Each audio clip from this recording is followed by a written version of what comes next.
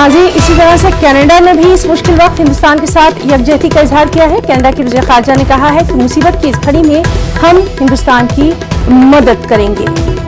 तो लगातार जिस तरह से अभी शैलेंद्र बांगू से हम बात कर रहे थे कि तमाम मुल्क अब हिंदुस्तान के साथ खड़े नजर आ रहे हैं।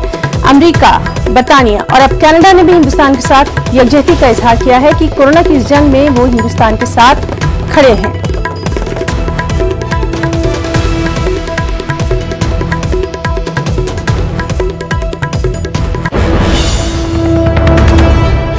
हिंदुस्तान और मुत्तहदा अरब इमारात के ताल्लुकात। कल मुत्तहदा अरब इमारात के वज़ीर ख़ारजा से फ़ोन पर हुई बात। अब्दुल्ला बिन ज़ायद अल नहयान और एस जयशंकर की फ़ोन पर बात हुई थी। वज़ीर ख़ारजा एस जयशंकर ने ट्वीट करके इस बात की जानकारी दी। साथ ही अब्दुल्ला बिन ज़ायद अल नहयान का शुक्रिया अदा किया। आपको बताएं कि अब्दुल्ला बिन ज़ायद ने हिंदुस्तान के साथ यकजहती का इजहार किया है। हिंदुस्तान के तई नेक ख्वाहिशात का भी इजहार किया है। एस जयशंकर ने कहा है, बैनुल अक़वामी ताउन की दिल की गहराइयों से कदर करता हूं।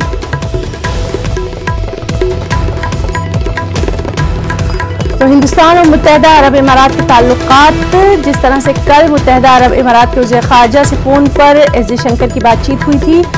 वज़ीर ख़ारजा एस जयशंकर ने इस पर ट्वीट करके जानकारी दी। उन्होंने अब्दुल्ला बिन ज़ायद अल नहयान का शुक्रिया अदा किया। आपको बताएं कि अब्दुल्ला बिन ज़ायद अल नहयान ने हिंदुस्तान के साथ यकजहती का इजहार किया है, अपने नेक ख्वाहिशात का इजहार किया है।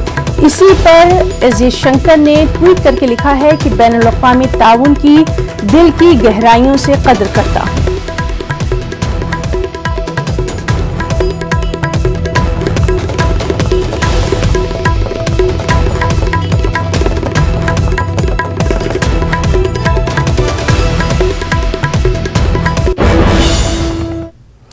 कोरोना वबा के दौरान